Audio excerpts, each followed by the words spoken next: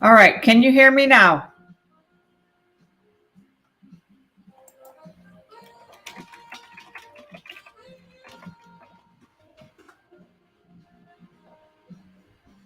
Testing, 1, 2, 3. Gloria, are you still there? Oh my gosh, now you can hear me. Oh my gosh, I'm definitely gonna have to edit this video, right? Ugh. Okay. Gee, thank you for that. I don't know what the heck I did.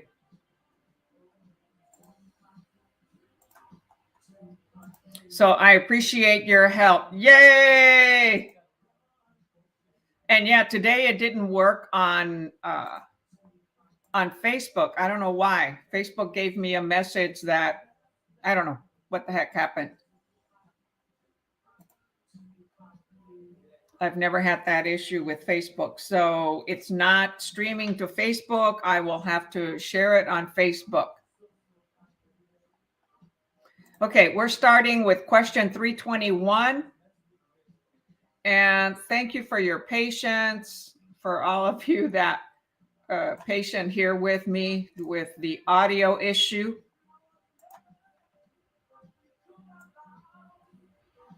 It's because when I do cold calling, I'm using a headset, and I guess I changed something that impacted that.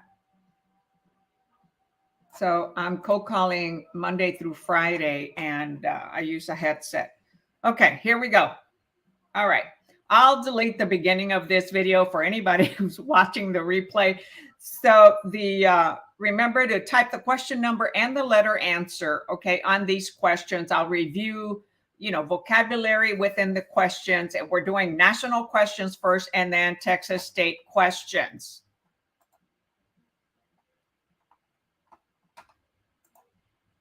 All right, number 21, a legal description. Okay, what is a legal description of a property? Is one which A, accurately identifies the boundaries of a property as distinct from all other properties. B, accurately describes the location and dimensions, the lot and improvements on the property. C, is accepted by a licensed surveyor as suitable for inclusion in a survey of the property, or is written by an attorney licensed to practice real estate law in the state in which the property is located. So every property is different, right? There's no exact identical properties, even if they're right next to each other. So everyone has its own identification, its own description. And there is a way that it is showed, okay, for county records, surveys, and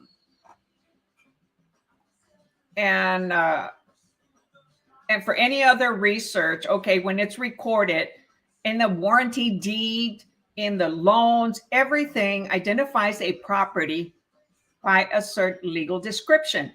So which one would be, and that is a vocabulary, right? So which one would it be that actually describes it? And yes, the answer is A.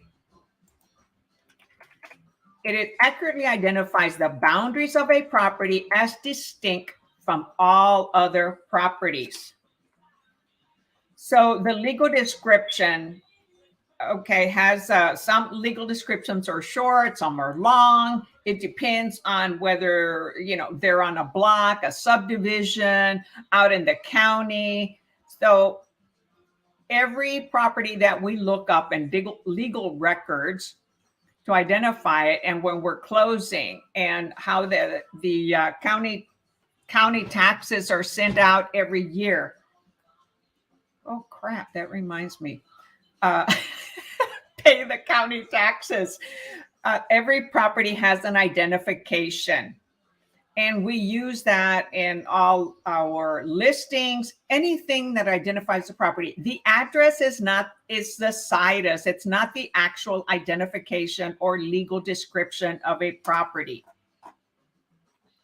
So it accurately identifies the boundaries of the property. Now, a surveyor will go and mark the boundaries of the property. When the property was initially subdivided, it was given a legal description. Whenever it's subdivided, there's an engineer, a surveyor that measures the property that piece of lot, that piece of land, and identifies it, and will describe it by, a certain length, let's say 200 feet going east, 100 feet going south, and so on. If it angles, then it'll say, hey, it'll go 30 degrees northeast and so many feet.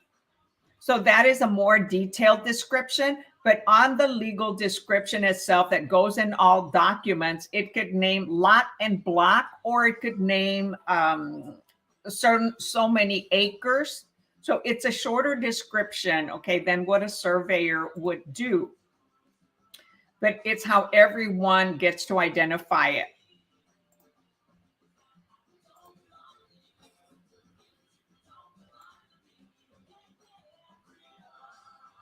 Okay, number 22.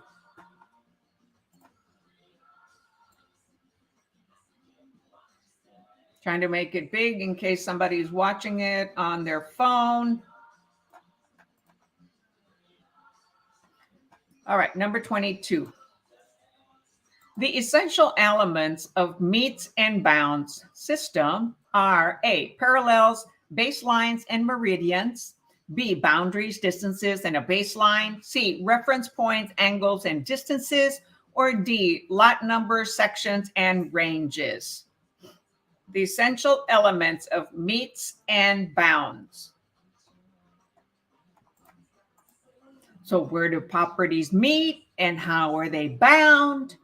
Okay, so it's used in both systems, the rectangular system, the government rectangular for acreage, and also in the lot and block.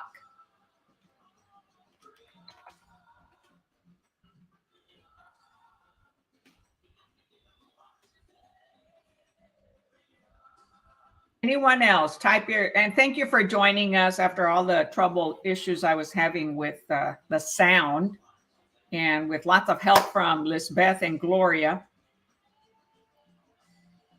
And yes, the answer is C, reference points, angles, and distances. So reference points are like markers, and the surveyor can put a wooden stick or a metal stake. In the older days, it was a metal stake, and therefore anyone with a metal detector could end up finding the corners if it got covered by grass or dirt or anything like that.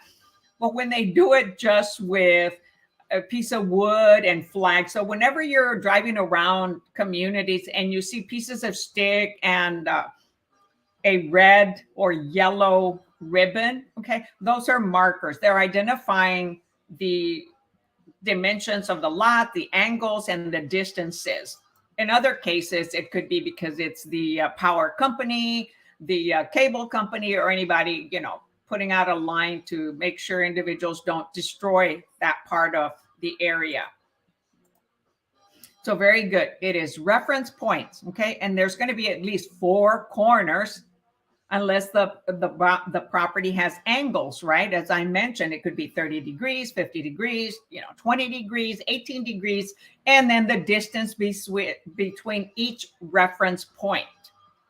So let's say a normal city lot can be from 50 feet frontage, 60 feet frontage, okay? And then the depth is usually the longer part of a lot, okay? It could be 100 feet, 200 feet. So usually lots are long and narrow in the front. The front is the part that faces the road. That is called the frontage. If it is acreage, it can go for hundreds, okay? And it's called linear feet because it's a straight line. Now, if it angles, okay, it's still considered linear feet, a linear foot, because it's going from one point to another point, even if it has angles or distances.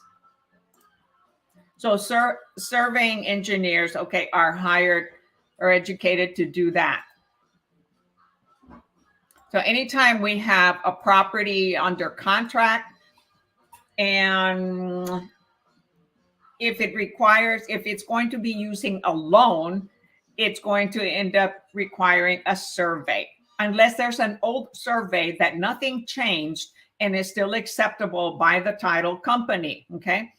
And if something has changed, like let's say they added a garage or they added a fence, well, that changed from the prior survey. So a new one will have to be created because the survey includes everything on the surface, you know, underground. So the engineer marks everything, the surveyor. If it's a cash deal and the buyer doesn't want one, they can do it at any time. Let's say they're going to subdivide the land. Well, they don't need a survey right now unless there's boundary issues with a neighbor, and that can happen.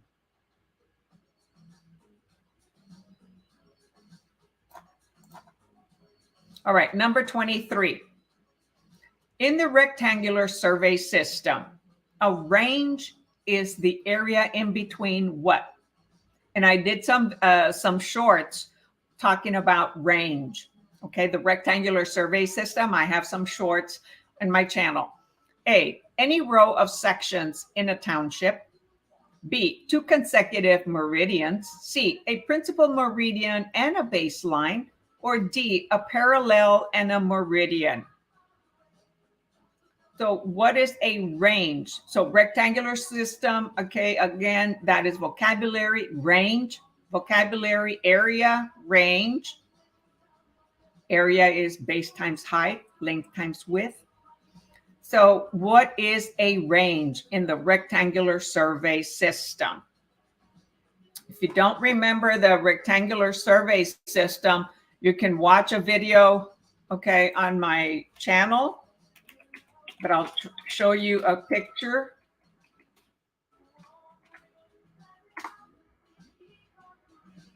In Oregon, whenever there's a lot of acreage, we use the rectangular survey system.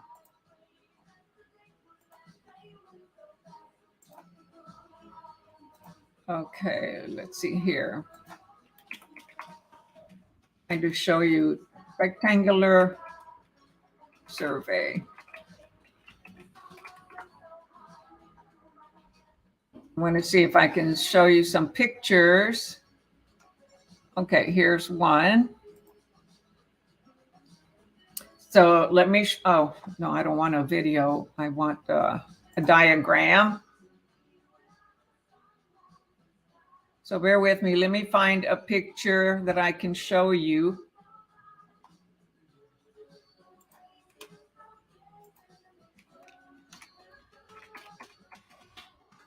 A government rectangular system has townships, right? And a township has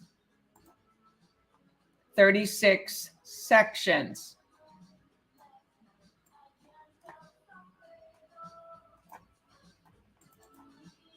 Okay, in a rectangular system, you see this here? Oh my gosh. Come on, Lily.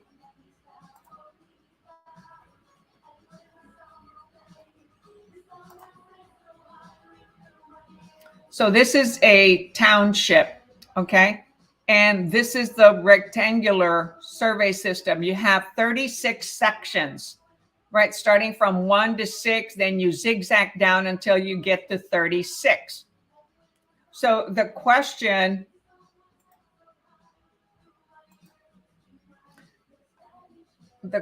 is asking, it says in the rectangular survey, a range is the area in between what? Okay, so Lisbeth answered B.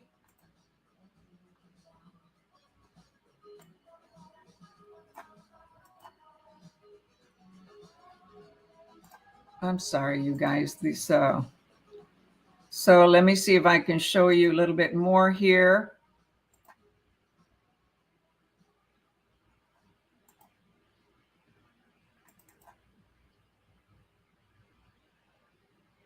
Oh, wow. Now I'm having internet issues. I can't believe this.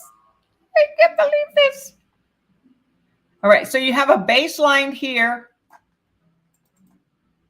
See, this is your baseline and this is your meridian.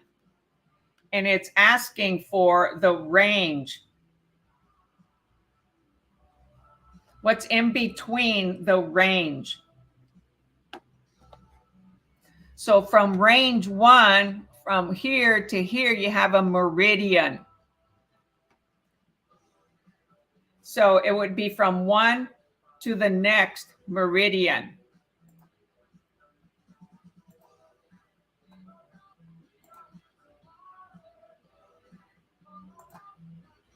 So the answer here is 2 consecutive meridians, right? So the meridian is going north and south, okay, in a rectangular system.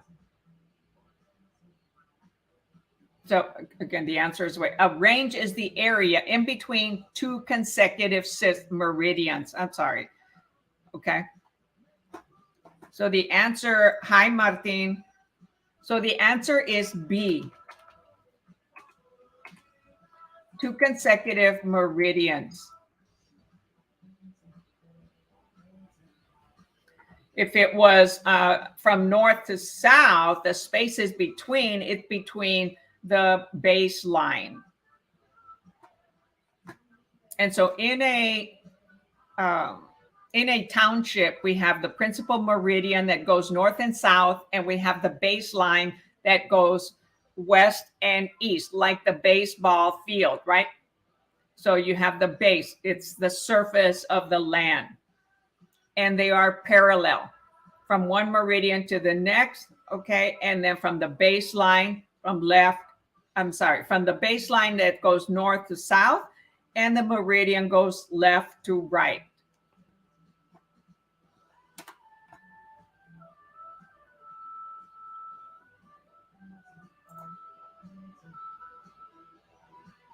Now it says, in the rectangular survey system, a tier is defined by, okay, when you have different levels, those are called tiers, right? That is a vocabulary. A, 6 consecutive sections of a township. B, 2 consecutive meridians. C, 2 consecutive parallels. Or D, a parallel and a meridian.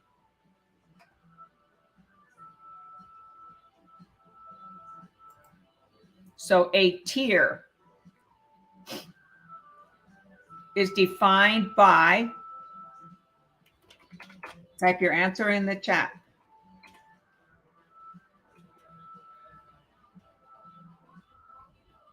So Martin, you mentioned D, okay, on the prior question, which said a parallel and meridian. No, that is what a township has, okay? But this says a range in between, an area between two either parallel lines or 2 meridians. So number 24, a tier from one level to the next. It is C, 2 consecutive parallels. Okay, so the horizontal area between 2 parallels. So horizontal, you're going left and right, okay? Left and right. So between 2 parallels, okay, it's called a tier. You're going one up or one down, okay? It's a 1 tier up or 1 tier down. When it's between on a range goes vertical from left to right. So it is between 2 meridians. Meridians go vertical, right? So again, let me show you the drawing.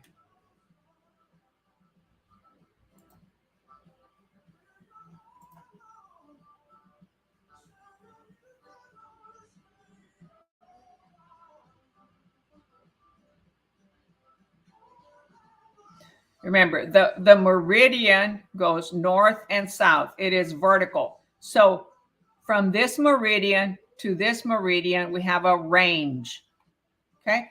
The tier, we go on the baseline. It is a horizontal line. So from this horizontal line to this horizontal line, it's called a tier. tier 1, tier 2, tier 3, at tier -1, -2, -3. Okay, so as you see here, we have a range which is 6 miles wide in a township, and this is mainly in acreage area. In a township, okay, we have 36 sections. Each section is 1 foot by 1 foot. 1 mile by 1 mile. So it's 1 mile square.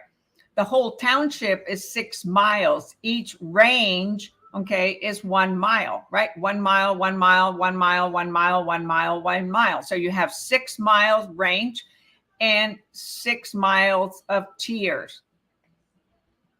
And then it gets divided, this way. This is one section, which is 640 acres. So I created some shorts.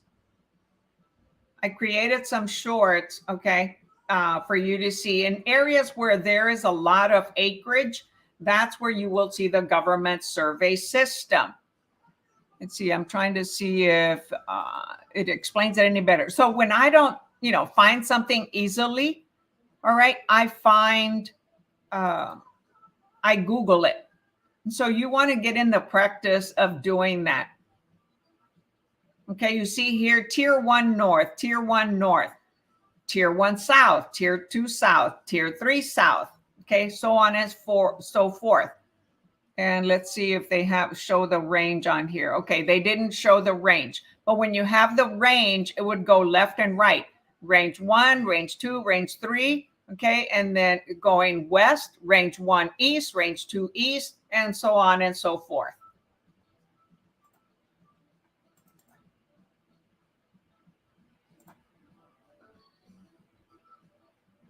So a tier is 2 consecutive parallels.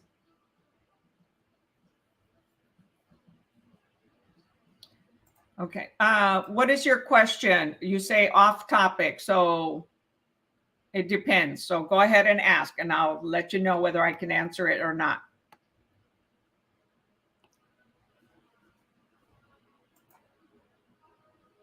Quick.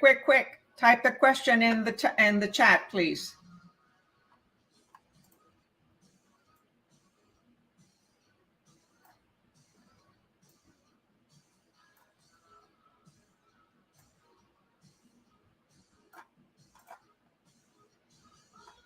All right, no typing of questions. So I'm moving on to the next. Number 25. In the rectangular survey system, what are the dimensions of a township? Hey, I just shared that with you. A, 1 mile square. B, 6 miles by 6 miles or 6 mile squares. So it says what? Rectangular survey, what are the dimensions of a township? Right? Not a section, but a township. That's a vocabulary. So 1 square mile or 6 square miles, C, 36 square miles, or D, the north and south boundaries are 1 mile apart. The east and west boundaries are indefinite. So what are the dimensions? So the dimensions going north and the dimensions going west.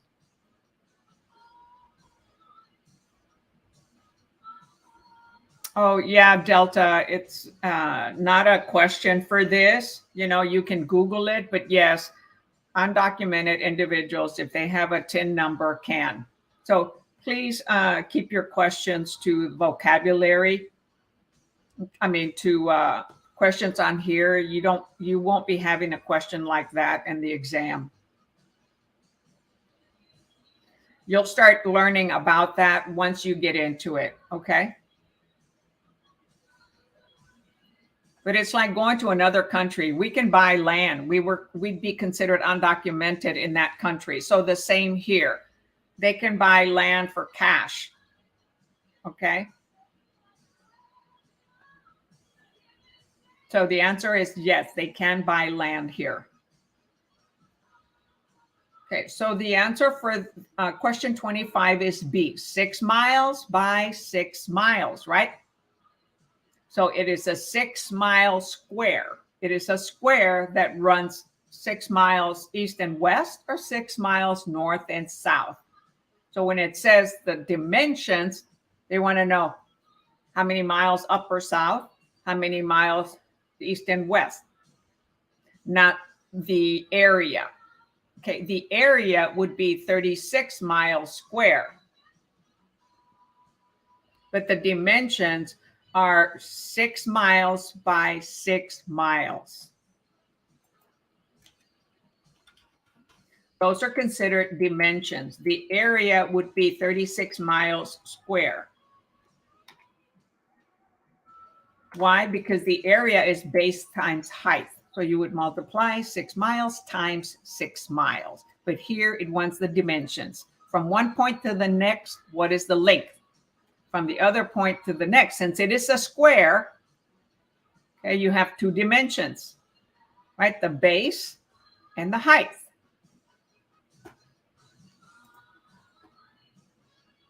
Number 26. So what portion of a section is 10 acres?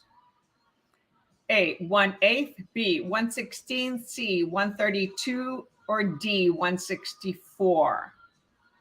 Okay, so it's talking about a section. A section is 1 mile by 1 mile, right? And the section is divided into quarters. So to calculate this question, the one would be equivalent to 640 acres because one section has 640 acres.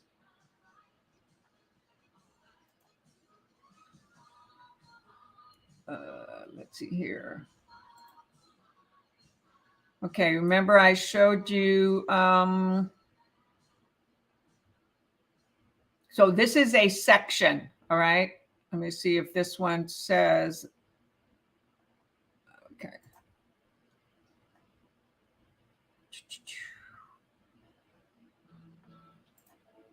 One of them showed that it was equivalent to 640 acres.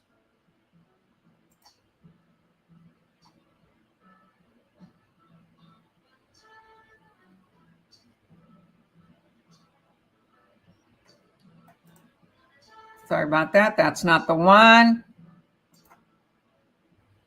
So anyway, I have a video, okay, that talks about how many acreage in a section. Each section has 640 acres, okay? And so then it's divided in quarters. Okay, let me see here.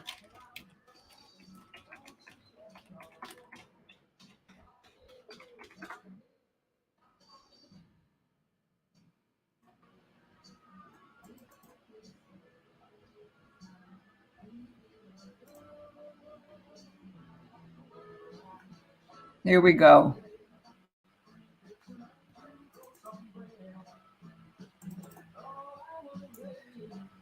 Okay, so this is a section. So the section has 320 acres on the bottom, 320 on the top. So that is 640 acres, right? And then it gets divided in quarters and quarters and quarters. The one on each of these is equal to 640. See, one section equals 640 acres. 320 on top. If it's divided into quarters, each quarter is 160. And then it can be divided again in 4 quarters. So if you divide 160 by 4, you get 40, 40, 40, 40. Then you divide it again by 4 and you get 10 acres. So when you're doing with the rectangular survey system, the one is equivalent to 640. Okay, so keep that in mind. The one in a section is equal to 640. So in this question here, when you have calculations like this, the one is 640. So what would equal 10 acres? 640 divided by 64. Okay, that would be, shoot, what the heck happened to my screen?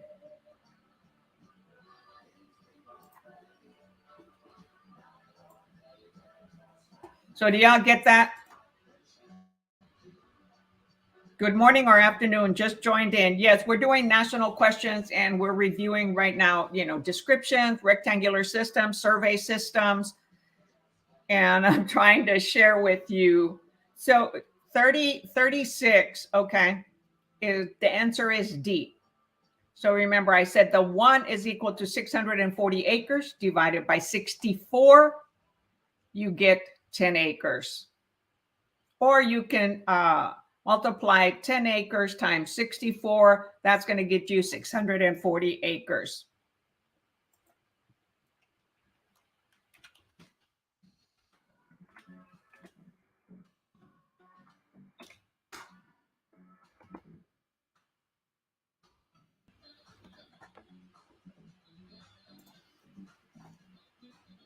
All right, very good, Lisbeth. You got it. All right, number 27.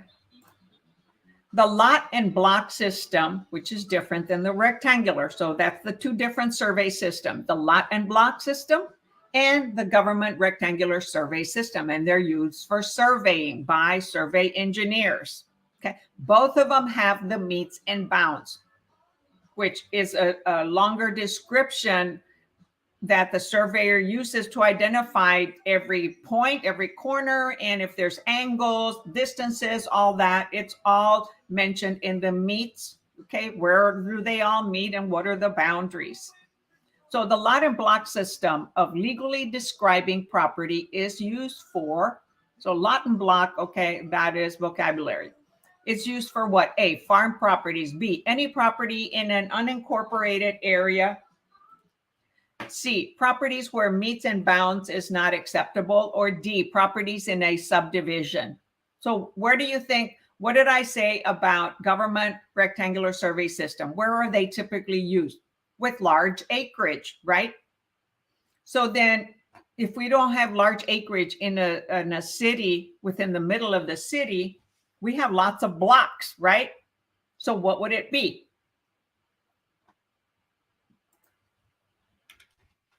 So when you're walking a particular block, you're in a, what? You're in a subdivision, right? However, it may not be gated like a gated subdivision or we're all, so in the city, you have lot and blocks, right? You have different blocks and between each street, okay, you have many, it's called a block. From one street to the next street is one block.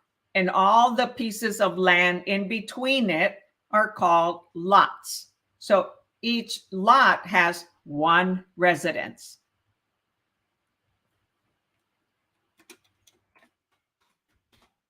So that's where you will find the higher density in a city is within the city zoning. That's why taxes are also higher. The infrastructure has bigger requirements for plumbing, for sewerage, for electricity, and all the other types of utilities, well, now we don't have a lot of landlines anymore, but we could have gas also. Okay, so those are properties in a subdivision when you have lot and block.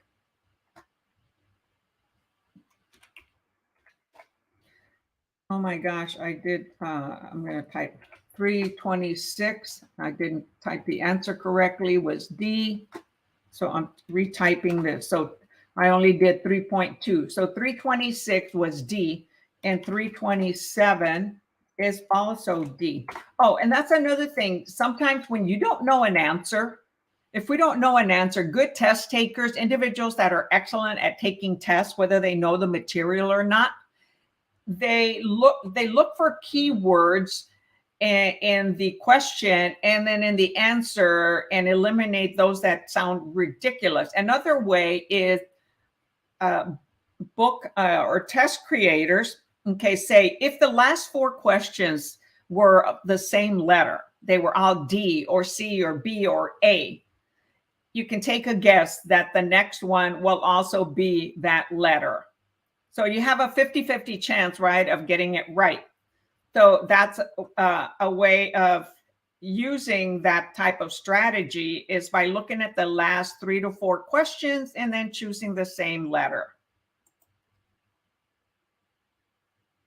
I'm not sure what, Carol, I'm not sure what question you're answering. 36 miles. No, it wasn't 36 miles. Whatever you were answering.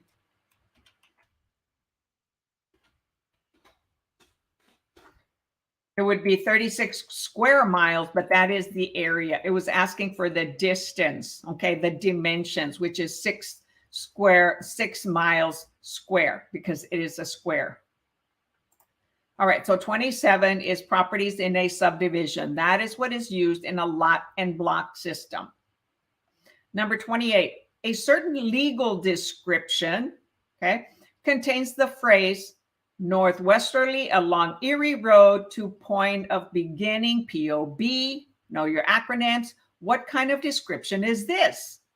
A plat survey. B, government grid. C, meets and bounds, or rectangular survey.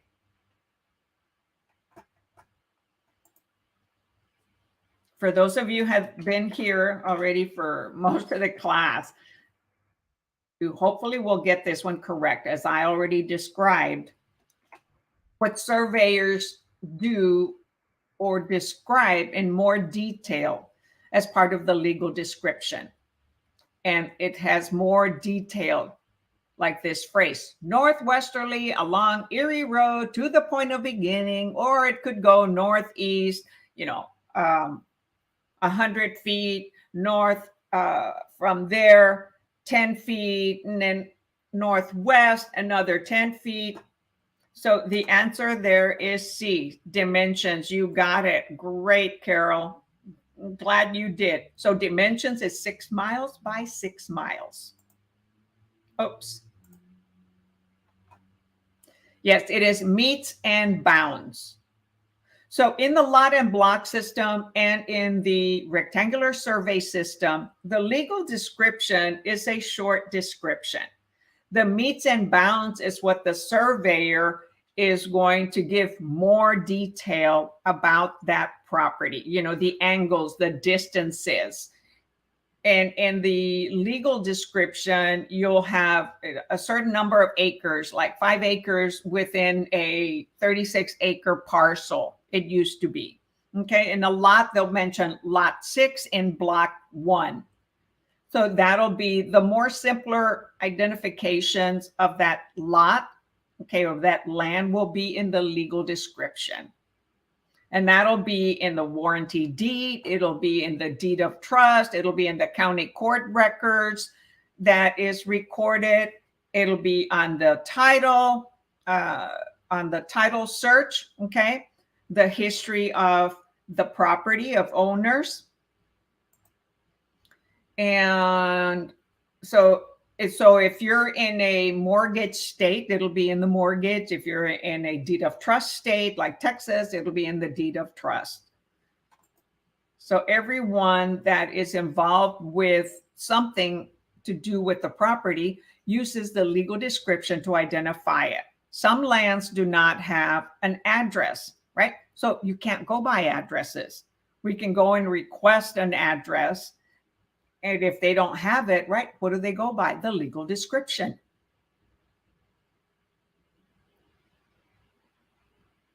Oh, Carol, you must have major delays. Yeah, 26 was D. So number 28, okay, is meets and bounds, C. That is the long legal description that is used by the surveyor to give more detail about the land, where that meets, where it starts, right? When it starts at one point, it goes all the way around and comes back to the point of beginning. And they use markers, right? What are markers? That's where they put the stakes. Anytime a point changes a direction, they put a stake. The 4 main corners, okay, typically they would use metal stakes that can be detected by metal detectors. Number 29.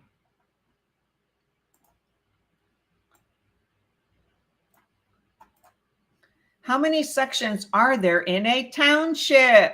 A, 1, B, 6, C, 12, or D, 36?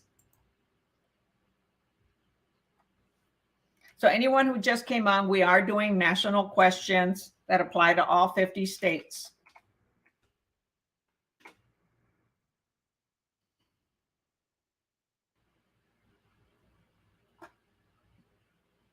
All right, type your answer in the chat. And Lisbeth, you're keeping track of me, right? I'm not skipping any questions.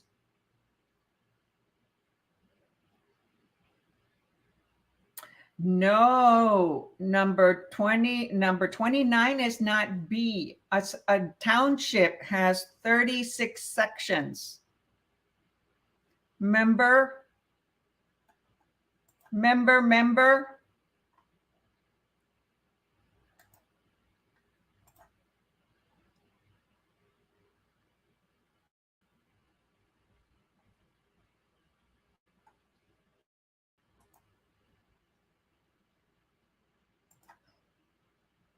This is a township.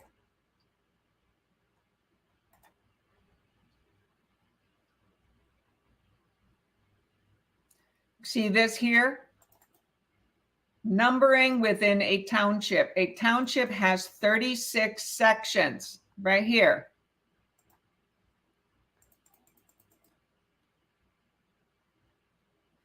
This is a township. See, 1 through 6 goes down, 7 through 12, down 13 through 18, 19 to 24. It goes in a zigzag, okay, pattern or in a loop, right?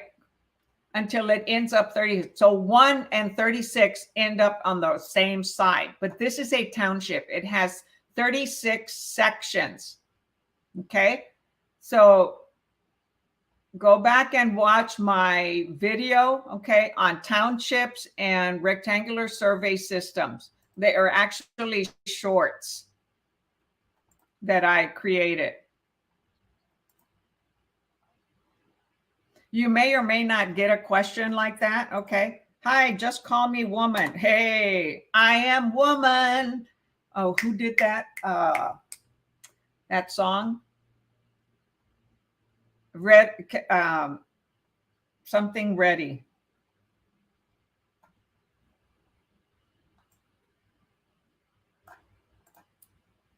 All right, number 30. Yes, no skipping. Awesome, Lisbeth. Thank you for watching out for me. Okay, number 30. In the rectangular survey system, and they usually say government rectangular survey system, okay, large acreage, a section contains how many acres? A, 640, B, 320, C, 160, or D, 40?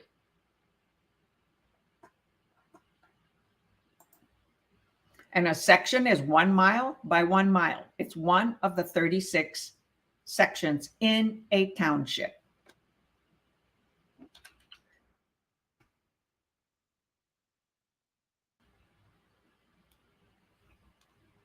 Three, 30.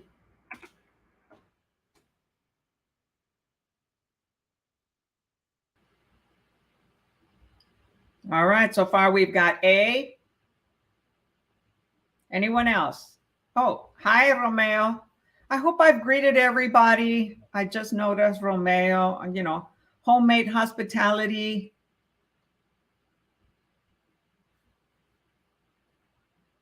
Oh, this is a good thing. Look at that. I just used POB to identify the answer. Yeah, point of beginning, right? The rectangular survey system, meets and bounds, right? Point of beginning is described in the meets and bounds. Great point. All right, so number 29 is D, and what is 30?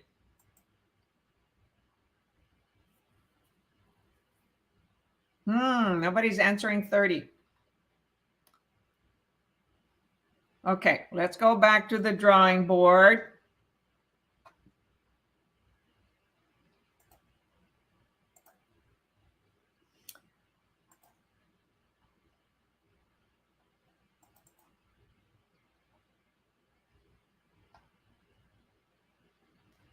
Okay, this yellow is a township, 36 sections. Okay, so one of these, number 36, will get divided, like this to determine where an acreage, what size it is. But the whole section equals 640 acres. Okay, and this is how it gets divided. So half of it is 320, but the whole section, each of these yellow are one section, 1 mile by 1 mile. The whole section is 6 miles, right? Because it's 1 mile, 2, 3, 4, 5, 6 miles, then 1, 2, 3, 4, 5, 6 miles. So it's 6 miles by 6 miles. That's the whole township. Okay, it can be a whole town or township, right? And then each section is 1 mile by 1 mile and is equal to 640 acres. When you start cutting it up, so it's 320 on the bottom, 320 on the top, or 320 on the left. When you're dividing by, you have the meridian, the line west and east is the baseline, the line north and south is the meridian. Okay, so then you split it up again. You have 160 acres when you divide it in quarters. When you divide it in half, then you have 80 on top, 80 on the bottom, or 80 on the left and 80 on the right. Then you divide it again, you have 40 acres. They keep dividing it in quarters and quarters and quarters. So one section, 640 acres. One section, 1 mile by 1 mile, because it's a square. Got it? Got it? So how many sections are there in a township? Oh, no, we're in number 30.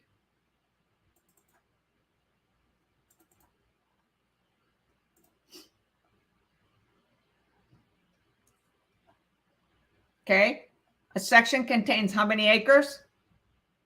You should be able to type the answer now. Come on, come on. What's the answer for one section? Gee, nobody. Okay. The answer is A, 640 acres. Oh, I didn't scroll down. All right. Right, I got it. Okay. So Delta got it. Carol. Oh, yeah, I am woman. Helen Reddy. I know it was Reddy something. All right, everybody got it. A. Awesome. Yes, I'm going to ingrain that. Oh, Carol, you said D. Are you answering? Type the question number and the letter answer, please, so that we know everyone's on the same page. All right, Carol, you got it. Awesome. So 640 acres in one section. Okay, how many acres in one section? Type it in the chat box. Okay, I want you to type that in the chat box. How many acres in one section? Type away, type away. There's at least 8 of you on here. How many acres in one section? Type it in the chat. I'm getting bossy now. Type it in the chat. 640, yes.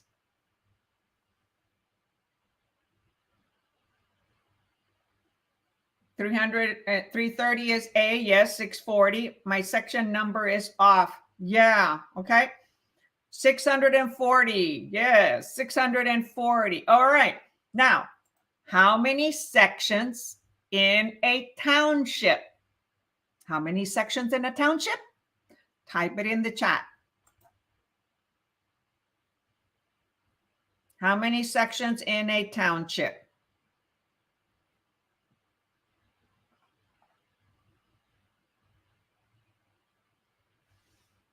Type the section number in the chat. How many sections in a township? So town, right? You got a whole town. And then you have a little section. Okay, this is our town. And we have one thumb is one section. But that township So in little areas in the country, they used to call it a little town or a little village. Okay. So townships, like friendships, right? So townships, how many sections in one township? Come on, type it. So we've got 36, 36. Yes, it is 36. Okay, so it is 36 sections. No, not 360, just 36. I'm talking about how many sections. The yellow. How many yellow in that township? This is the whole township, the yellow. There are 36. 6 miles by 6 miles. And each of these sections is 1 mile by 1 mile. The 1 and the 36 are on the right-hand side of the township.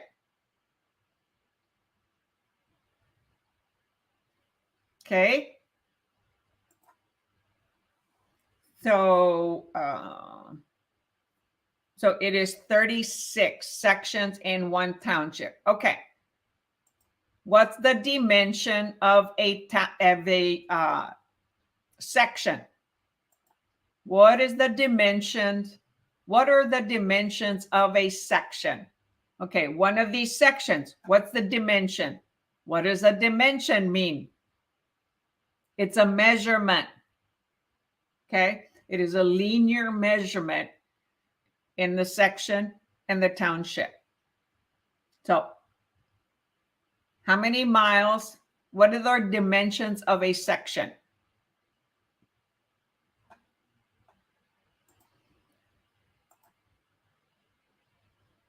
Yes, 1 mile. No, don't ignore the chat. Type the answers on here. So a section is equals 1 mile by 1 mile, right? That is one section. That's this number 1 here, or number 36, or any of the other 34 that are left.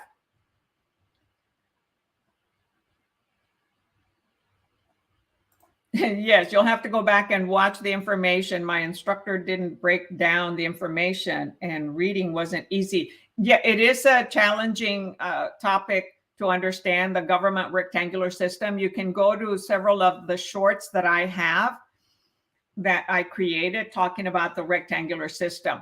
All right, what are the dimensions of a township? So we already know the dimensions of a section is 1 mile by 1 mile, right? This is a section. Okay.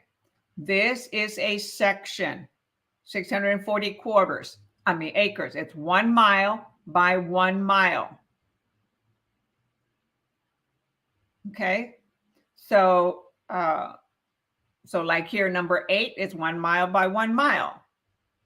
So what is a whole township? If one section is 1 mile by 1 mile, and there are 36 sections in a township, what's the dimension of a township?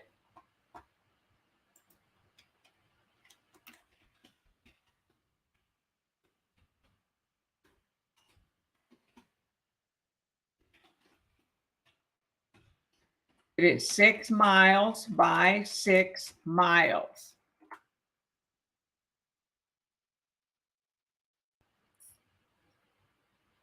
No, 36 is the number of sections, okay, in the township.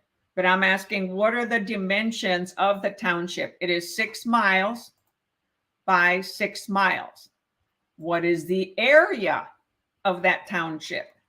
The area equals 6 miles times 6 miles equals 36 square miles, right? It's 6 miles square or 36 square miles, right? The units, right? You got to get the units. So a little bit difficult to understand, and you may or may not have a question, okay? In Oregon, I had several of these questions, but you could have one. So the area is 6 miles times 6 miles, which equals 36 square miles, right? Because 6 times 6 gives us a square mile. The dimensions is 6 miles long and 6 miles wide.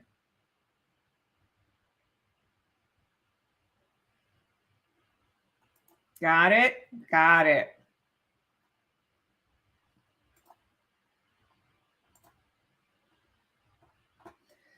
So, yes, a township is 6 miles by 6 miles. Very good.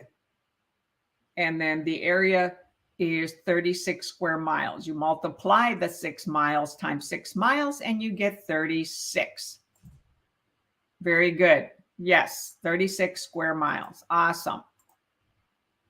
And always remember to include your unit so that you understand what the heck you've been multiplying. You multiply, 6 mile times 6 miles. So now you have a square that is 36 square miles. That's why they call it a square mile, because it's 6 miles in one direction long and 6 miles height or deep. So it makes a square. Two sides are equal and two sides are equal. So in this case, all 4 sides are equal because it is a what? A perfect square. If it was a rectangular, like most lots are, most lots have a shorter front and a longer depth. So like 2 by 4 or 2 by 6, right? That would be a rectangle. But it would still have square miles because it comes from the basis of base times height. 2 numbers multiplied gives you square miles. All right, number 31. Math was my passion, I tell you. I'm not as fast as I used to be with math, but that was my thing, math. Not reading. Now I like reading. Okay, 31. What did we start with? We started with question 21. All right. The valuable consideration necessary to make a contract valid must be, are we still in the same section? Yeah. So valuable consideration. Okay, what is a consideration? Necessity to make a contract valid. What is valid? What's a contract? Must be A, money, B, something tangible, C, something of value traded in exchange for something of value, or D, something of equal value with whatever is received in exchange. So when we write a contract, there has to be consideration. What is that consideration? Does it have to be money?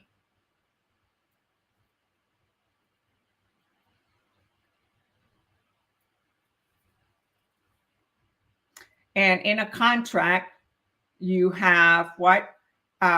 Somebody has to, 2 people have specific performance. One is selling, giving, one is receiving, right? The grantor and the grantee. So what are they doing?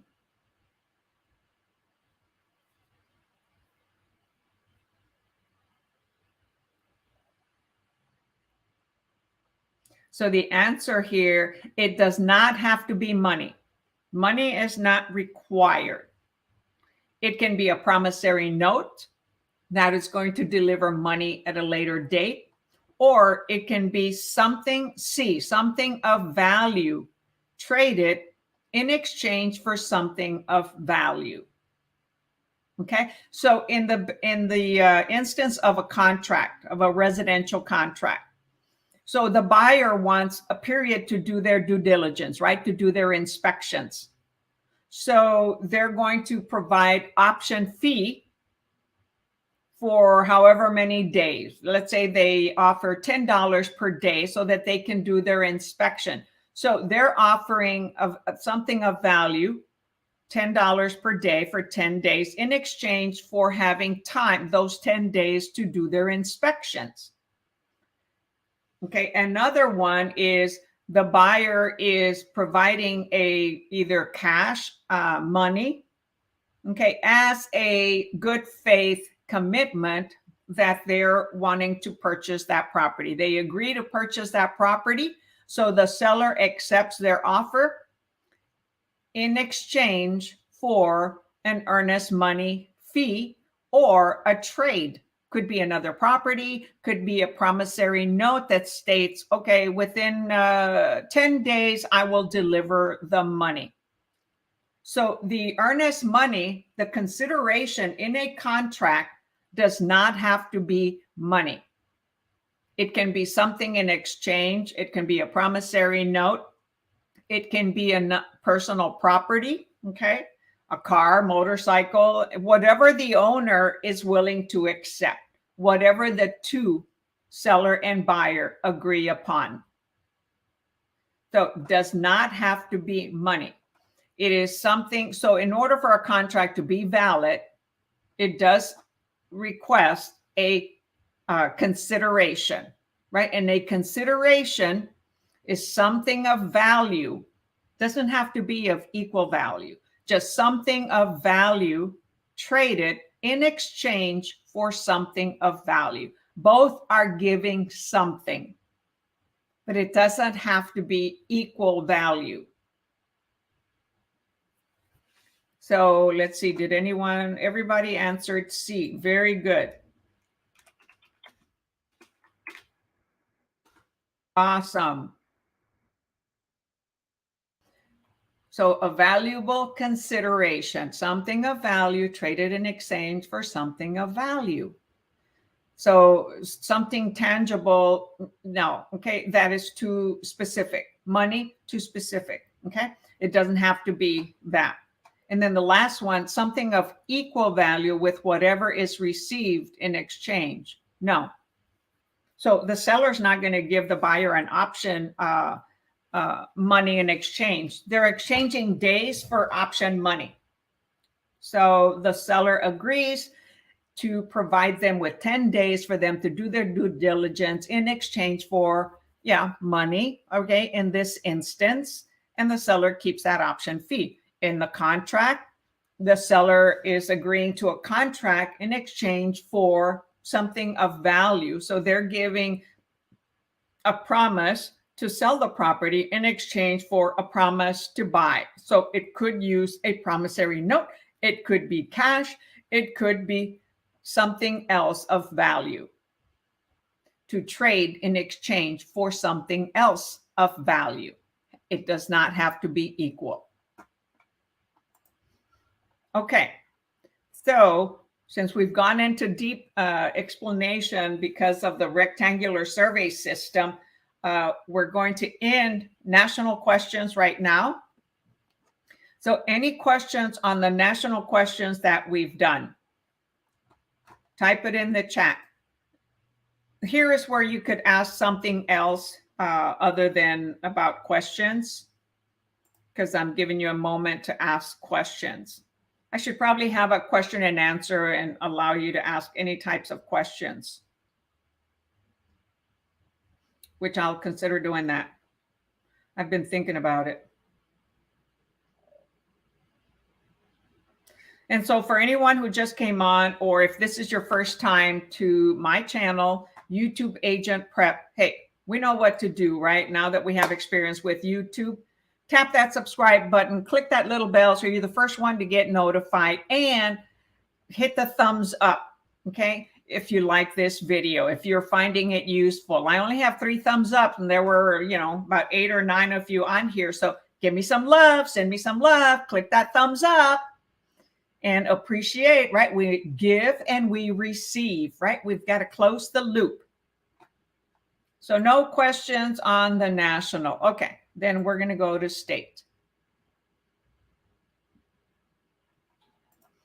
And for those of you that, most of you, are not familiar with the rectangular survey system. And so I did create several shorts, okay, on the rectangular survey system, sections and township.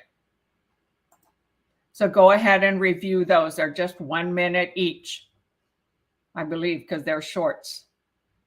So my assistant edited them. And in some of them put a picture and, types the numbers and the dimensions and that type of thing. So no questions. Okay, we're starting on Texas State. So for anybody who's here from national, yes, you already did me great help. Oh, you're very welcome, Miss Homemade Hospitality. I love that hospitality, Southern hospitality.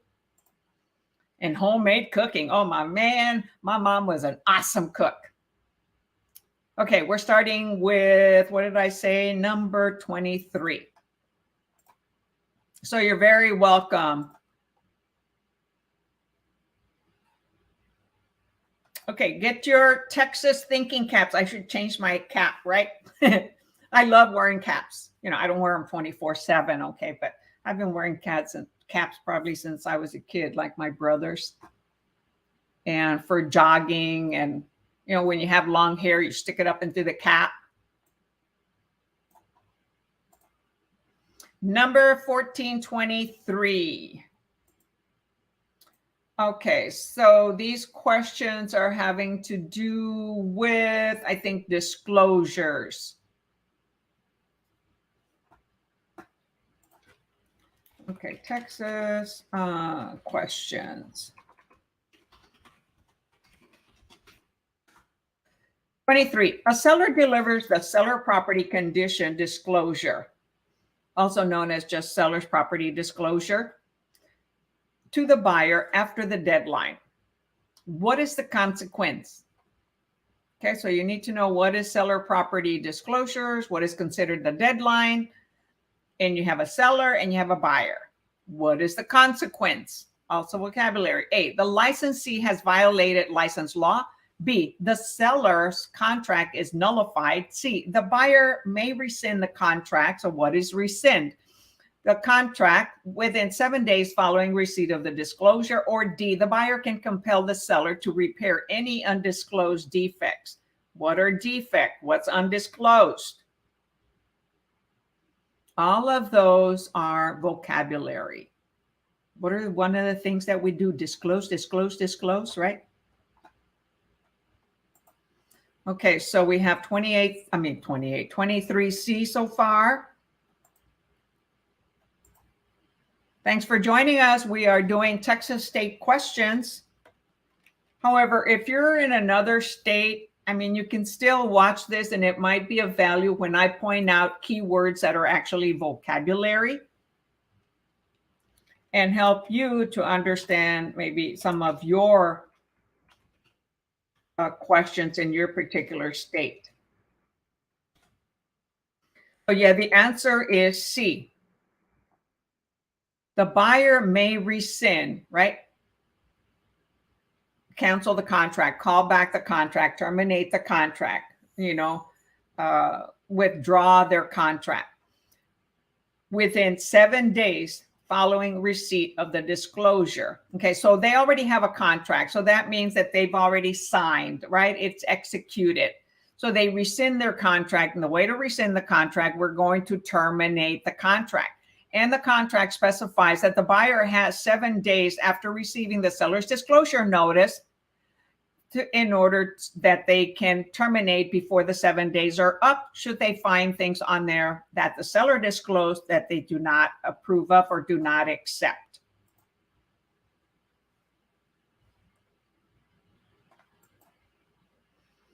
So it doesn't make the contract null. There was another question that it says that the seller must deliver the seller's disclosure before a contract is signed. If not, it's not valid.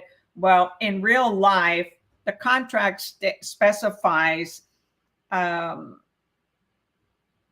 blank that we can say if the buyer has not received the seller's disclosures, they're going to give the seller a certain period of time to deliver them. And after they receive them, the buyer, they have 7 days in which to review that and rescind, terminate their contract.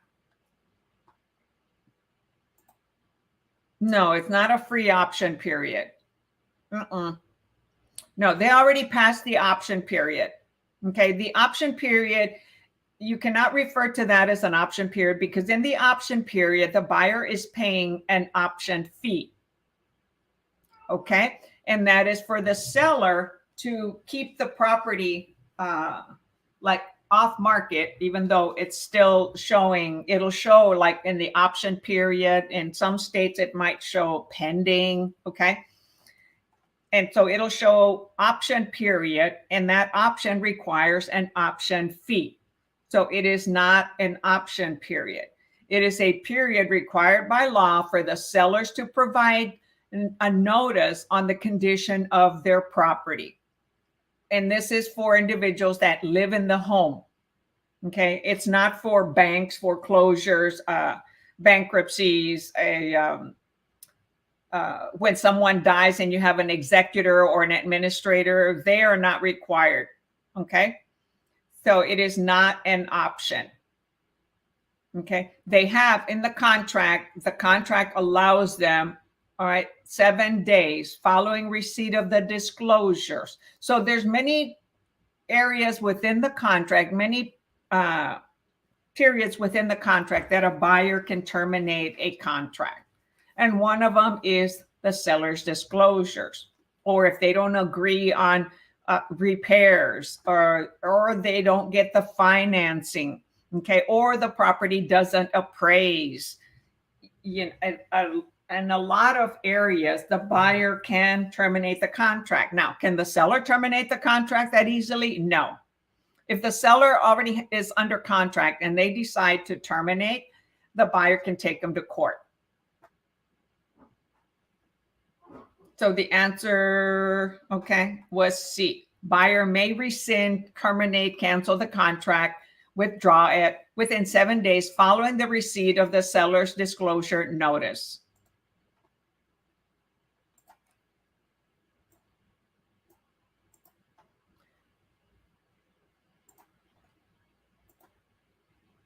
Number 24. And remember that whenever you're taking the exam, if you're not sure of a question, you can click it for review. Sometimes a future question will help you answer a previous question. So let's say you answered it and you click it for review, and something afterwards triggers you. Oh my gosh, yes, that's the correct answer. I have to go change it. In that case, yes, you want to change your answer. However, your first gut feeling on a question, stick with that one. Okay, it is your instinct, your intuition, your gut tells you, hey, check that one. Okay, I got it. Yes, you got it. Yeah, be very careful what you call certain things. Okay, an option period requires an option period. So they're given the choice, okay, to terminate based on the legal terms of the contract. And those are the legal terms that are a template of the contract. It's not part that we write in there, because why? We are not attorneys. We do not edit the contract. We fill in the blanks from the answers from our clients. So 24, a homeowner resides in a new subdivision. What kind of subdivision? New. Managed by a homeowners association. Managed by whom? A homeowners association, right? What obligation, if any, does this fact create whenever the owner decides to sell? So they live in a subdivision that has homeowner association, okay, tighter restrictions. So A, the owner must advise any buyer of the managing entity and associated fees prior to closing. B, the owner must advise the buyers of all homeowner obligations or face a 30-day exposure to contract rescission. Okay, what is rescission? Obligations, okay, associated fees, managing, what's entity. C, the licensee, who is a licensee, must disclose the association's existence of or face disciplinary action. Disciplinary vocabulary. D, the owner must disclose the existence of the association and all obligations accompanying the membership. So we have D so far. And D. DD. All right. So Romeo, this is your first time here, right? Carol, I think you've been here before.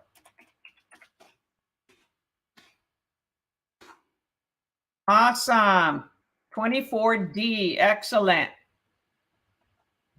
The owner must disclose the existence of the association and all obligations accompanying membership, right? Because there's going to be monthly dues that are paid, which cover a lot of times the water, waste management,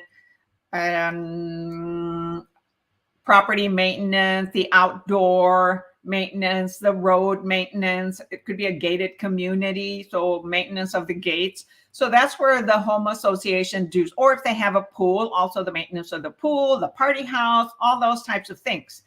And it has their own restrictions and bylaws and procedures and rules that they have to follow. Some areas have a limit on pets or no pets, or age restrictions if it's a 55 plus and older for retirement. They have to meet certain conditions. Some of them will not allow FHA or VA because of the percentage of occupied homes versus rentals that has to be met. So lots of different rules that go about. So seller must disclose the existence of the association and all obligations accompanying membership. Now, once it goes into contract and it goes into a title company, the title company is going to request for these documentations. And usually the buyer or the seller has to pay for the documentation from the HOA, because the HOA members, the officers, they're all volunteers and they are owners of a property, of a home in the subdivision. So we can't expect them to use their own money to provide copies, right? And their time, even though they are providing their time voluntarily. Why? Because they want to be able to control, and that everybody is made accountable for the responsibility and the maintenance of the properties and following the rules. So yes, D. Disclose, disclose, disclose. Also realize that once you're in the real world, there are checks and balances that make sure we provide the documentation and that everyone is notified. Now, when individuals are doing real estate without having a realtor or an attorney or a title company, ooh, good luck if you don't know all the requirements. All right, number 25. In addition to obligations regarding property condition and homeowners association, if a selling homeowner resides on a property abutting tidal wave. So what is abutting tidal water? Not waves, water. He or she must do what? A, disclose the mean high and low tide levels in a letter signed by all principals. B, disclose the changeability of property's boundaries owing to erosion. What's changeability? What are boundaries? What's erosion? C, disclose the boundary line out into the water since the waterway is navigable. Or D, provide a history of all landfills occurring over the period of 10 years. Whoa. So if you live by the ocean, by the Gulf of Mexico, or a sea, or a huge body of water that has abutting tidal water, right? Tidal waves. What must they also disclose or share? In addition, so there's other documents, other promulgated forms that are used whenever someone lives by a body of water that has tidal waters. All right, we've got B. Yes, disclose the changeability of the property's boundaries owing to erosion, right? Because as the waves come in and splash, right, it can eventually erode part of the land, part of the sand, right? The beach. So that is a, what do you call it? A natural deterioration of the surface of the beach, right? It's through tidal waves, tidal water. That is erosion. That is gradual deterioration.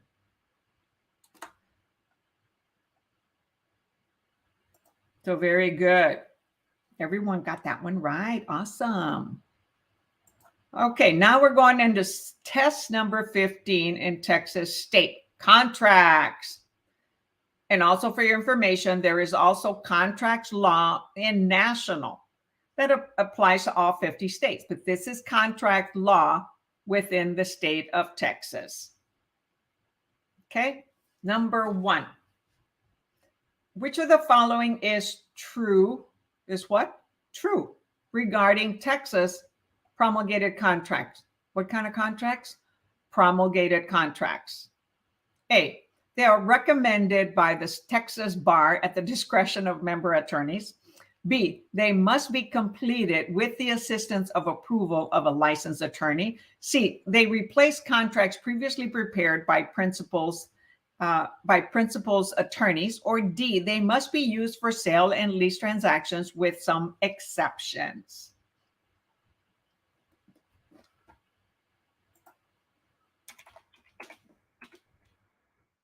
Elizabeth is on the ball here. All right, we've got D, D, D. Anybody else? Come on, this is your time to participate. Take a risk, right? The day we were born, according to Jim, I forgot his name. Jim Rohn, was the day we were born, it became a risk. As soon as we wake up and we take a step, we're taking a risk. Yes, the answer is D. They must be used for sale and lease transactions with some exceptions. Okay, in some questions or answers, you will have the keyword must. Okay, if none of them have the word must, and the one that does have must, more than likely is the correct answer. If they all have must, okay, then there's got to be another keyword that goes with it. So they're Texas promulgated contracts, right? But who do we get licensed by? Texas Real Estate Commission, right? Does it have to do anything with the bar, Texas Bar? No. Now, the 13-party committee that generates those contracts, 6 of them are approved by the Texas Bar, 6 of them by real estate brokerage, right? And then 1 is a civilian. But not when it comes to promulgated contracts. They created them, that we must use them for sale and lease transactions, because in Texas, we also have leases. We can put property up for rent, and that is on the MLS, multiple listing service. In some states, they don't. It doesn't replace prior contract prepared by principals attorneys. Attorneys can create a contract for an owner that wants to sell it or for a buyer, as long as they're attorneys, real estate attorneys. However, when we're typically doing a transaction, we as realtors must use sale and lease promulgated contracts. There are some exceptions, like I mentioned, whenever an attorney is creating it for their client. Some clients, investors, always want to use their attorney, and that attorney can create the contract. Now, if the buyer doesn't agree, now they have a disagreement. Now there has to be, they have to go back and forth and decide on that.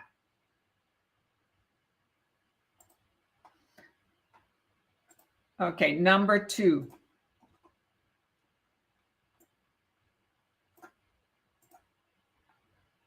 So remember, sometimes there are exceptions, okay? Now, if it was, well, no, never mind. Because I was going to say, if it was a lease, it doesn't require a contract if it's less than a year. But they're talking about what is true regarding promulgated contracts. We must use them. And we have a new contract that just got released and became effective February 1st. Has some minor changes. Number 2.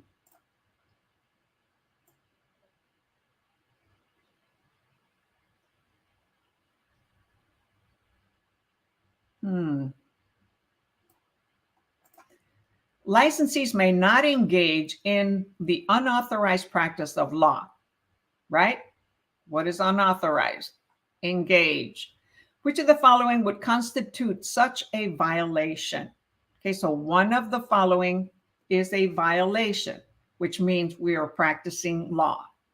A, insisting that due to the legal nature of property transactions, the buyer should obtain competent legal counsel.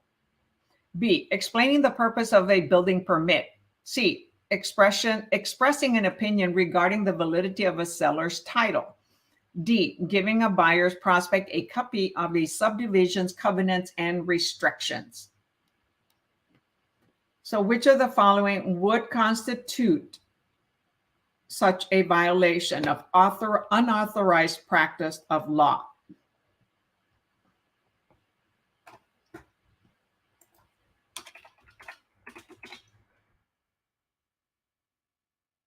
Yes, awesome. C, expressing an opinion regarding the validity of a seller's title.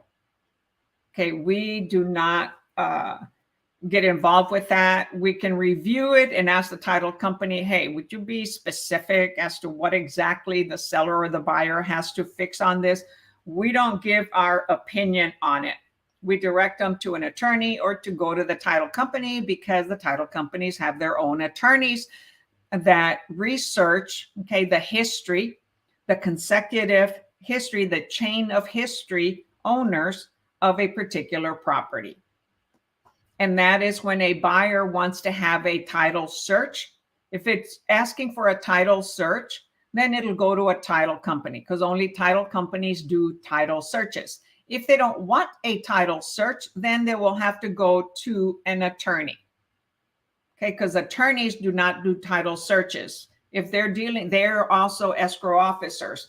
Attorneys also close transactions. A lot of cash deals where somebody doesn't want a title search. However, it's to the benefit, right, of the buyer to request a title search. And if they do, then the attorney will request a title search from a title company, and seller pays for it, buyer pays for it, or they split it. So the answer was C. We cannot express an opinion regarding the validity of a seller's title. That is for an attorney or the title company to do that. So we would refer that client, that principal, to an attorney. Or we say, hey, before you go pay an attorney, go talk to the title company. And if they tell you go see an attorney, then you do. Number 3. The practice of completing sales contract is a tightly regulated activity. Since so much is at stakes for consumers. And who are the consumers, right? The buyers, the sellers, right? The public that are involved in a contract, in a purchase and sale. In that context, which of the following is not an acceptable practice? In the practice of completing sales contracts. Okay, how do we complete sales contracts? There's a lot of blanks, right? So is it A, filling in the blanks to a contract form in the middle of negotiations? B, adding a statement of fact desired by both principals? C, adding another blank in the contract clause? Or D, informing a buyer client that an encumbrance on seller's title may be a big problem for the lender? So which one is not an acceptable practice? It is not B, because on special provision, section 11, we could write a statement there directed by our client, our principal. So that is an acceptable practice, okay, in the special provisions. So which one is not? We cannot modify a contract. We cannot add to a contract. So we cannot add another blank in a contract clause. Should we need to add additional materials, then we can add an exhibit, Exhibit A, okay, where we type it on a document, or an addendum. We do not edit a contract, add blanks. However, we can, okay, add a statement of fact, and that goes in the special provision section, right? Statement of fact, desired by whom? The principals. And who are the principals? The seller, the buyer, the lessee, the landlord, right? So very good. C, you cannot add another blank. We can fill in the blanks. We can add a statement or inform the buyer client that an encumbrance, what is an encumbrance? It's a cloud on the title, right? Something that is attached to the title. It could be a lien or an inaccurate name, something that creates a cloud on the title. What is a cloud on the title? Go back to vocabulary.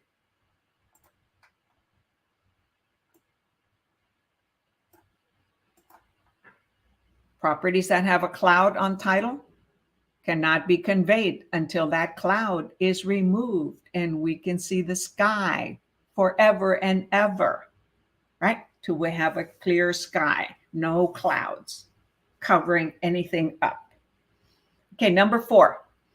Which of the following is a violation of what? A violation of license laws as they relate to what? Contracts. Okay, promulgated contracts. A, using a committee form under certain circumstances. B, entering language onto a contract clause blank that defines what a tenant can or cannot do if the landlord does not make a timely security improvement. C, refusing to load language from promulgated contract A into promulgated contract B for the sake of efficiency. Or D, advising a buyer that a contract is legally binding. So which one is a violation of law as it relates to contracts? And remember, we have contracts for buyers and sellers and leases. So there's residential contracts, there are condominium contracts, there are unimproved contracts, that's for land, there's farm and ranch, there is new construction, and there is commercial.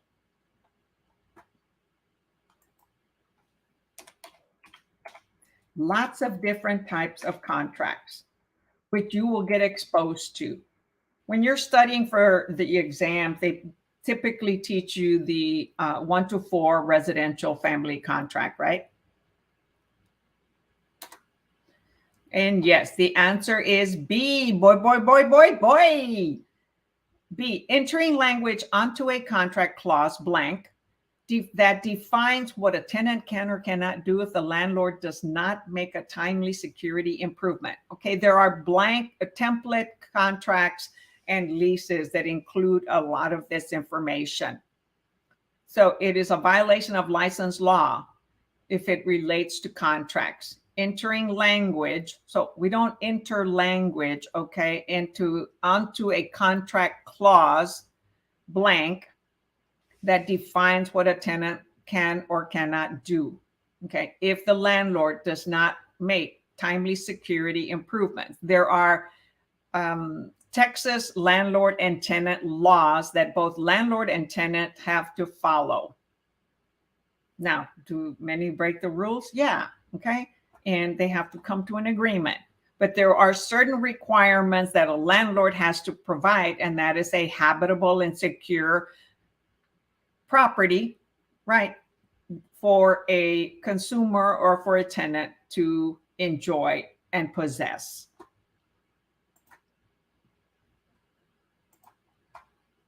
Because, right, the tenant is enjoying and possessing it. And the owner is getting a fee, right? A landlord, a tenant fee. So they have an exchange, the possession and enjoying by a tenant in exchange for a leasing fee. 15.3. Oops, sorry. What are we on? Number 5. Okay. It's a long question, so it's going to be smaller. There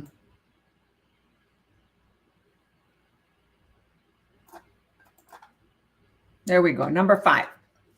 During the course of a transaction, the licensee must advise clients of various circumstances where legal counsel should be consulted. In which of the following scenarios should the licensee recommend that the buyer obtain legal counsel?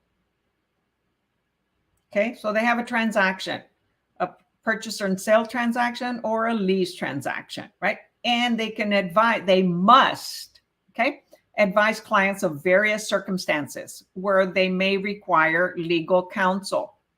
In which of the following scenarios should the licensee recommend that the buyer obtain legal counsel, an attorney, a lawyer? A, the licensee is selling her own property and has hired an attorney to represent her. B, a transaction involving several promulgated contracts. C, a contract of deed transaction involving several non-standard contingencies. What are contingencies? What is non-standard? What is a contract for deed? D, a buyer is about to place an offer on a property where the previous resident had AIDS.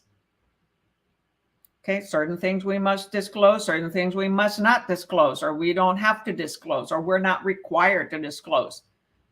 However, where would we recommend, highly recommend, a buyer to contact an attorney, a legal counsel?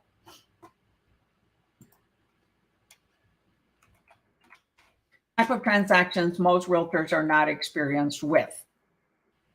The realtors that have lots of experience and are investors, okay, brokers, they do. But the average realtor does not. So which one would it be? So far we've got CCC, oui, monsieur, from Tyler Perry. Love his movies. They all have a positive, excellent message. And respect, discipline. All right, CCC. Yes, the answer is C. A contract for deed. What is a contract for deed? Transaction involving several non-standard contingencies. What are contingencies? They're limits. They're expecting something in exchange for something that is not of the norm. They're asking for something that's not of the norm. And what is a contract for deed?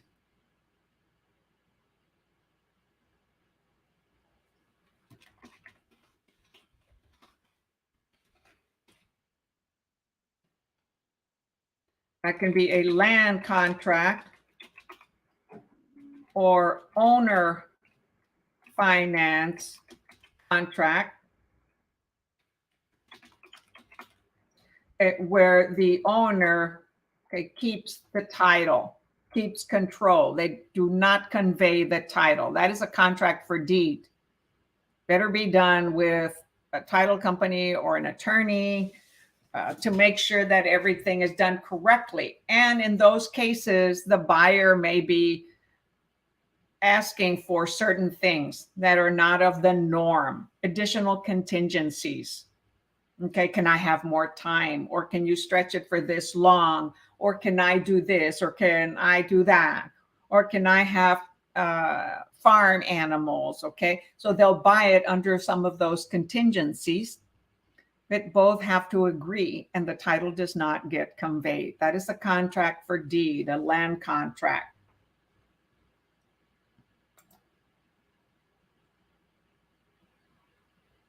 All right.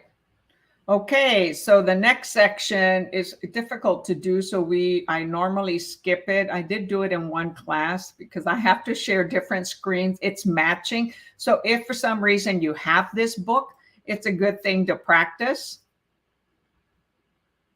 Okay, and the book that we're using is this one here.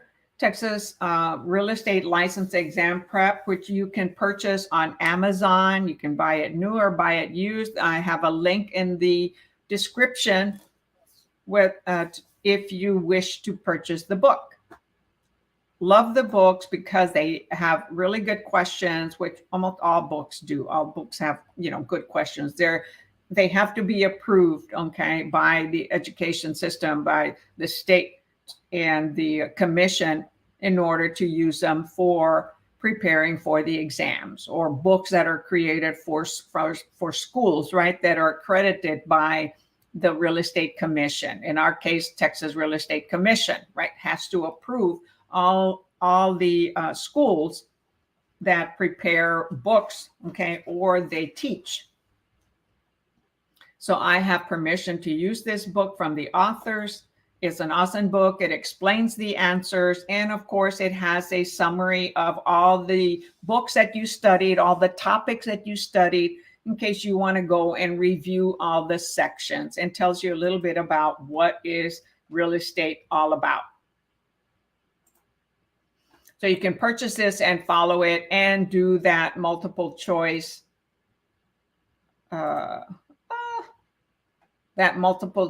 section here. I mean, not multiple choice, matching blanks with words. All right. Any questions on Texas State?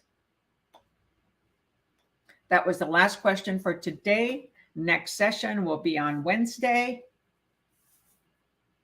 So this is the time to ask. So if this is your first time to my channel, YouTube Agent Prep, hey, remember to tap that subscribe button, click that little bell so you're the first to get notified every time I go live or I upload a short or other videos, as I am starting to prepare other types of videos to help you get started in your business, things to do, things not to do, okay?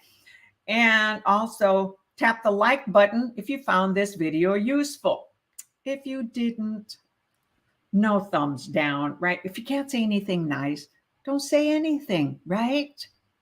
Eliminates a lot of problems and confrontations and struggles, Or as they say it in French or in German or Latin or some other language that the majority do not understand. You're very welcome, Lisbeth. Thank you so much for your loyalty and following me. And I'm going to be so excited the day you pass your exams. Yes, I did answer that. If the bank accepts a TIN number, okay, or an EIN number, an employee identification number, okay, because there are many undocumented individuals that work in the United States or individuals from the US that go to another country and are still able to purchase. So it is up to the lender, okay? It's not just a yes and no question. They'd have to go to a lender and ask that question. Now, undocumented individuals can get a loan and they can buy a property using cash or owner financing. That's typically how they will purchase properties. And some of the lenders will allow undocumented workers, if they have an EIN number, they're paying taxes. Okay, so they want to see that individuals are paying taxes, and they're still going to have to provide income tax returns, just like somebody living here, because there are many individuals that come to this country from different countries that work and pay taxes. They just sometimes take longer to get their documents, okay? Residency, okay, or a green card, in some versions it's called, before they can actually become citizens. Some individuals never become citizens. Okay, my father never became a citizen, but he lived in the US since he was 8 years old and paid taxes for all his working life. You're very welcome. Just call me woman. I can't wait. Yeah, I can't wait for you to pass either. Okay, Romeo, thank you very much. You're very welcome. I thank all of you for attending. You're awesome. I want so much for all of you to pass. I mean, I've been doing this for more than 8 years, okay, helping others pass. I used to struggle studying and I was afraid of multiple choice questions, even though I had taken it already in 2 other states. When I took it in Texas, I was still scared and nervous. And I studied every single day. I studied when I was taking my courses every day. I would go to a real estate office that I was interviewing to, and they'd let me study there, use their internet. Okay. I was already like an accepted person. And I would get there at 6 o'clock, sometimes at 5:30, start studying. And then I would prep with a prep book every day, until I passed. Now, I didn't have another job. This was my full-time responsibility. I was substitute teaching and decided, nope, I don't want to be a teacher, even though I almost passed my teaching certificate. And I'm like, nope, that's not for me after all. Lots of disrespect. And yeah, it's changed a lot nowadays. So I studied every day. So when you want to pass this exam, you've got to create a schedule. Okay. I was committed to passing and I did what it took to pass. I studied every day, at least 2 hours at the office. Every day I went and looked at properties. I would go to open houses on the weekend to start learning the market before I even started real estate, before I even passed my exam. Okay, I would borrow their keys and go look at the properties from the office that I was at. And they had the keys, they trusted me. I would go view the homes, or somebody would go with me. I drive around the community, start getting exposure, letting people know, hey, I'm taking my real estate courses and soon I'll be a realtor here in Texas. I did have my Oregon license, okay, but then I got my Texas and I let my Oregon go. And so then I was taking prep classes or training classes from the real estate office that I was studying at. So my day was busy all day long. Okay. I didn't only study from the books. Back then I wasn't very familiar with YouTube, studying on YouTube. And then I learned about Prep Agent, and he has an awesome website. I believe in his system. He explains good, lots of questions. He's been around for years and years and years. So there are other prep exam people on YouTube besides myself, and they have a different style of tutoring, okay, online. He's one of them, okay, and the Real Estate Wizard and others. So, don't give up. Keep doing it. Keep doing it. Keep watching videos, listening to the videos, listening to audio, using just the prep book. Don't go to the 6 huge big books. Too much information. The prep books have summarized it. Go to prep courses, hire a tutor. I now tutor. It's going to cost you, okay? Just like I paid, right? So when you really want something, you're going to pay for it. You're going to do what it takes to pass. If you've got a vision on what you want, then go after it and do the hard work that it requires, because this is just the beginning. When you finally pass your exam and you become a realtor, holy crap, be ready. You're going to be learning so much more and learning, doing, okay? Implementing so many things until you find your niche or niche. Some places say niche, that is going to be good for you to work on, okay? So you're very welcome, Delta, Romeo, Lisbeth. Is there a promulgated contract for? Yes, of course. Except when you're studying, they teach you the residential because that's where you're going to start. And there's promulgated contracts for commercial, residential, new construction, condominiums, farm and ranch, and unimproved land. Lots of different contracts that you will learn about once you start. Now, you won't be using commercial contracts unless you decide to go into commercial, and you better darn well know how to at least already do the residential ones, unless you go to an agency that only does commercial and they're willing to take you on. So everybody pretty much starts with, almost everyone starts with residential. You got to get your feet wet.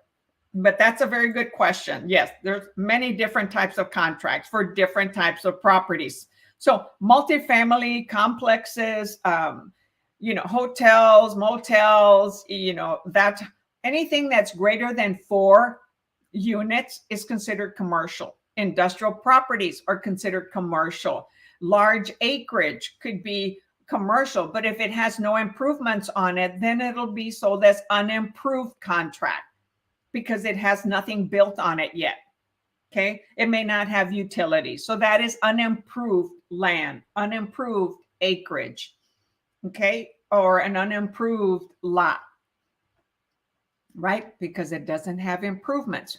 Because we have 3 sections to land. We have under the surface, and the airspace. So airspace, surface, and subsurface. Okay. And all those can be leased, rented. So anything from the surface up becomes improvements. The plumbing, any well, sewer, those are on the subsurface, but they're part of the improvements of the property, of the home. Okay, any questions before we call it a day? Because I've got a 12:30 appointment with one of my coaches, and then I've got a student that passed and is going to evaluating EXP as an option to join as their sponsor. So if no further questions, until next time, catch you all later. Love y'all. Bye. Thank you so much. Have an awesome, awesome, awesome day. Oh, and affirm. I passed, and yahoo! I passed.